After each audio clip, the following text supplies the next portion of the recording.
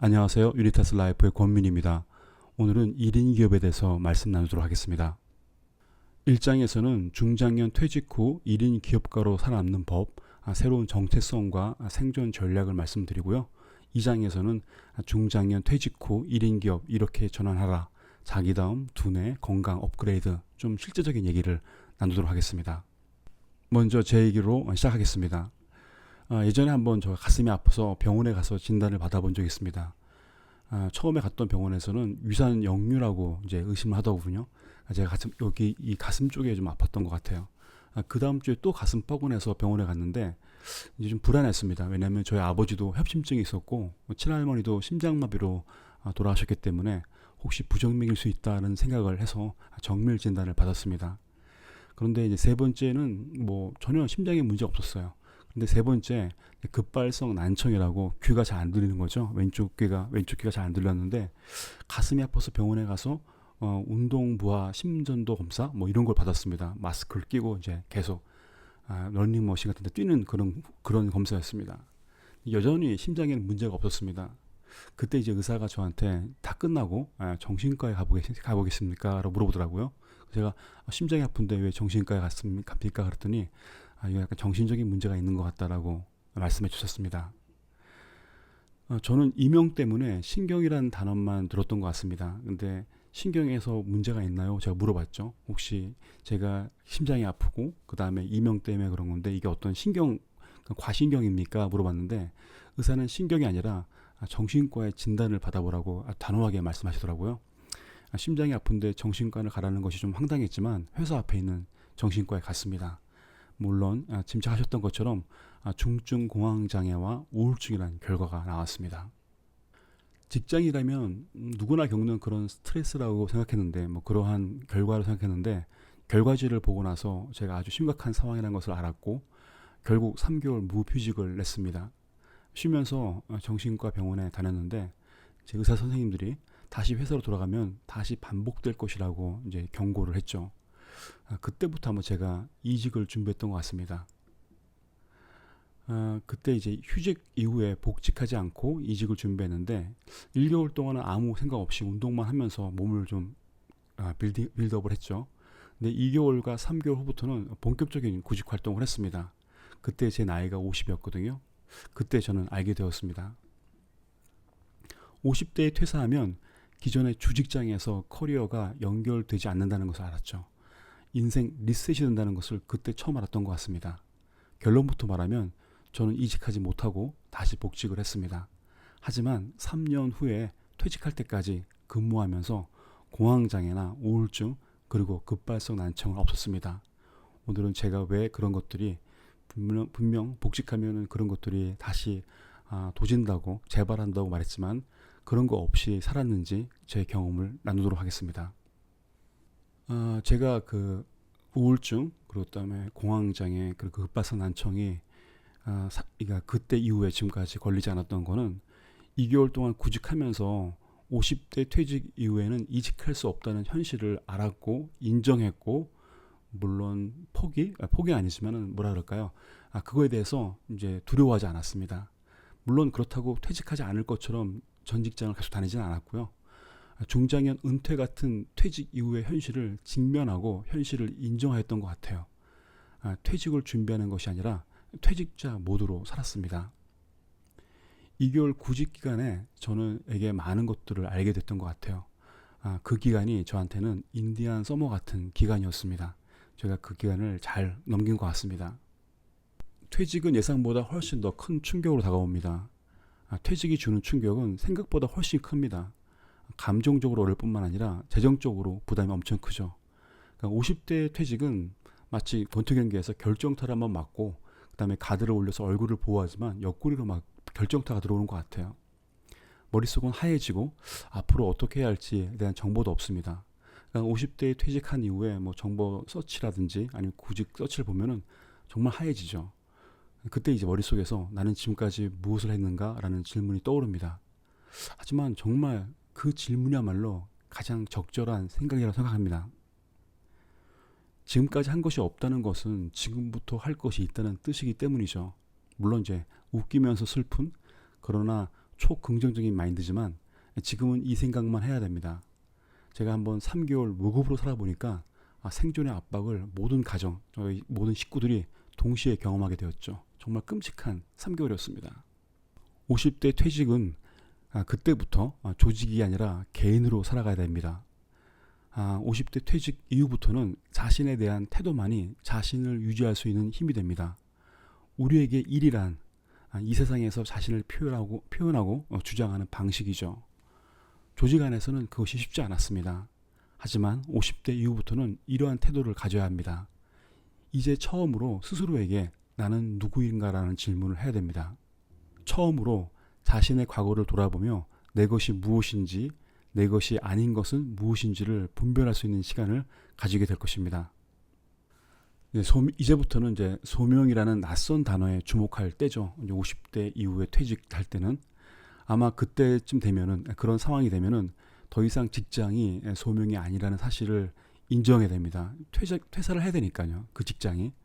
그렇다면 직장을 그만두더라도 기존의 직업을 유지할 수 있을 것인가, 뭐 이러한 질문을 스스로 하게 되는 거죠.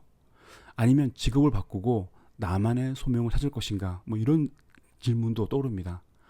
어느 선택이든 괜찮습니다. 어차피 지금은 모든 것이 부족한 상태이기 때문에 부족함을 인정하고 새로운 길을 모색하는 것이 가장 중요합니다. 이제는 남이 만든 직장이 아니라 내가 만들 직장을 생각해야 될 때죠. 이제는 단순히 일자리가 아니라 일터를 어떻게 만들 것인가를 고민해야 됩니다. 일자리는 점점 사라지고 특히 이제 인공지능 이후로 더 속도는 빨라질 것 같습니다. 앞으로는 더 없어질 것이죠. 하지만 그렇다고 두려워할 필요는 없습니다. 조직 없이 혼자 일하는 것을 두려워하는 분들이 많죠. 그러나 지금은 1인 기업의 시대입니다. 저는 1인 기업의 시대란 말보다는 휴먼 브랜드 시대라고 말하고 싶은데 많은 사람들이 또 휴먼 브랜드 설명하는 것이 좀 어렵기 때문에 일단은 제가 1인 기업, 혼자서 기업처럼 하는 사람들을 갖다가 포함해서 1인 기업이라고 말씀드리겠습니다. 과거에는 직업이 단순한 생계를 위한 것이었지만 이제는 나를 표현하는 방식으로 변화하고 있습니다. 바리스타, 셰프라는 단어가 직업을 더욱더 고급스럽게 레퓨테이션, 명성을 올려줬죠. 자신만의 일터를 만들고 자신을 브랜드화하는 시대가 되었습니다. 조직에 의존하는 삶이 아닌 나만의 가치를 만들어가는 삶을 50대 퇴직 이후 그 시간을 준비했습니다.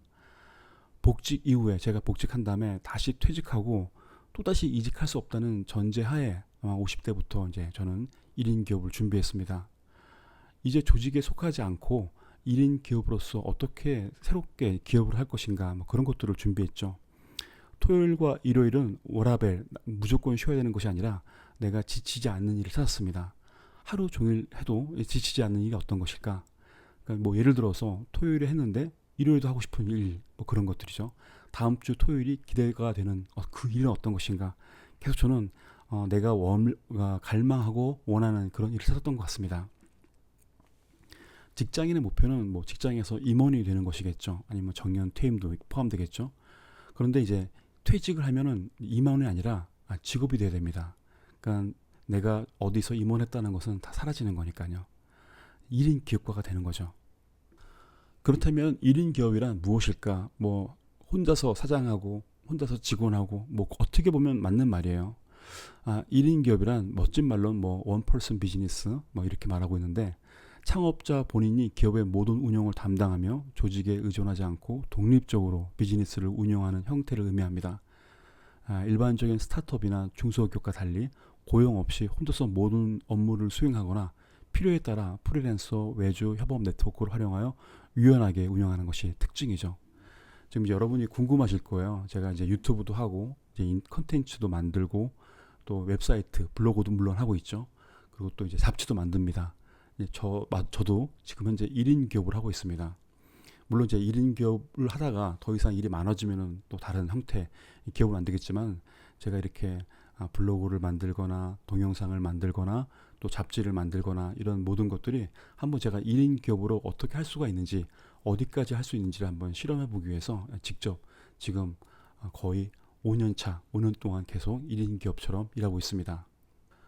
제가 이제 5년 동안 1인 기업처럼 일을 했죠. 물론 이제 5년 내내 1인 기업처럼 한 건 아니고 그 중에서 한 4년 동안은 1인 기업으로, 그러니까 1인 기업을 흉내, 아니면 1인 기업처럼 살았습니다. 근데 1년 동안은 1인 기업으로 살아봤죠. 그러면서 느꼈던 것들은 경영과 실행을 모두 혼자 담당하는 겁니다. 그러니까 어떤 일을 하겠다 그럴 때 그 일에 대해서 누구를 시키지 않고 제가 직접 다 해보는 겁니다. 그러니까 기획, 마케팅, 영업, 재무관리 이런 모든 것들을 혼자 다 해보는 것입니다.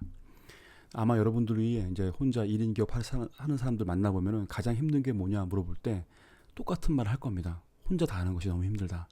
이럴 것 옛날에는 내가 다 이걸 지시했으면 되는데 이걸 갖다가 일일이 다 해야 된다는 것이 너무 벅차다라는 말을 많이 들을 겁니다.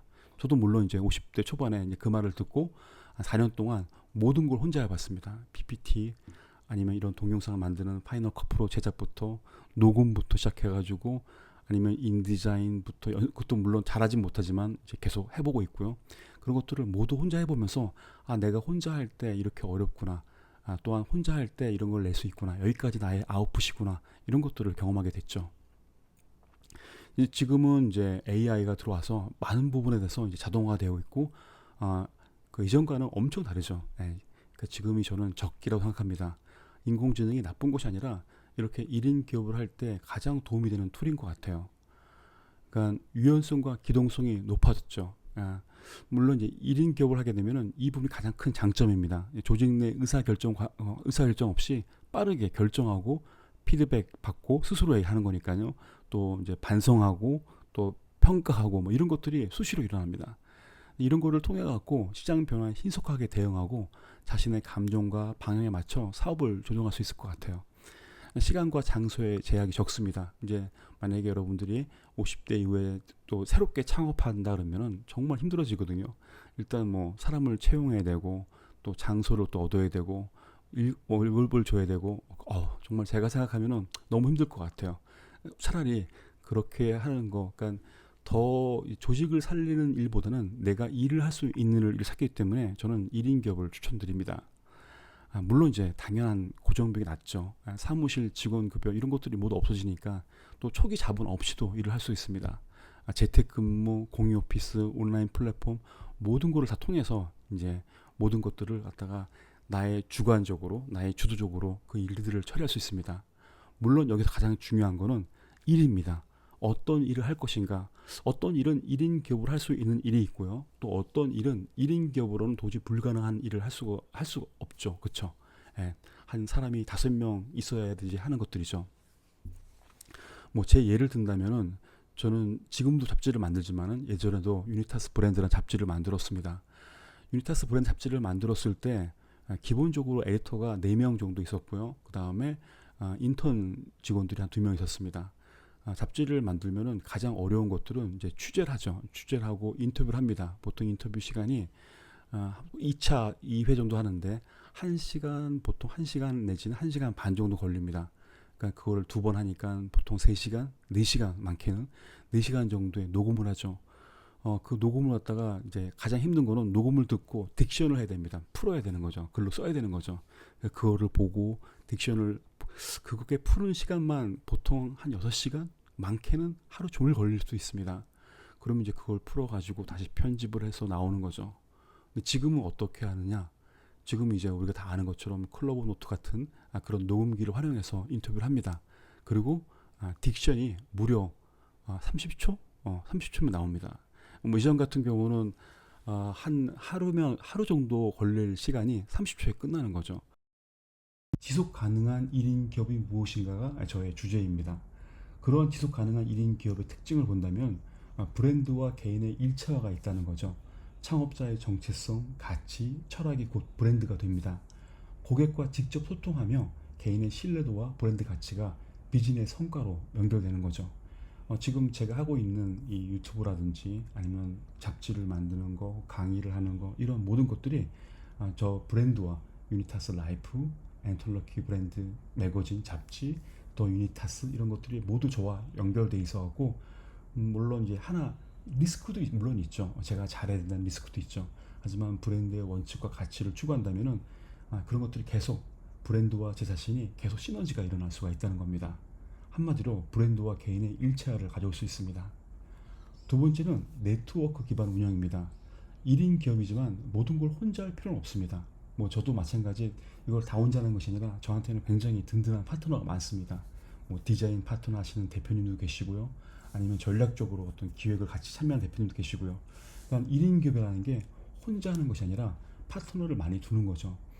프리랜서와 1인 기업은 다릅니다. 프리랜서 같은 경우는 뒤에 설명하겠지만 오다가 와야지만 진행하는 거고 1인 기업은 자기 컨텐츠를 가지고 일을 하는 사람들을 1인 기업이라 말합니다. 따라서 1인 기업은 자기 컨텐츠를 극대화할 수 있는 주변 파트너들이 되게 중요합니다. 오늘은 여기까지 하겠습니다. 감사합니다.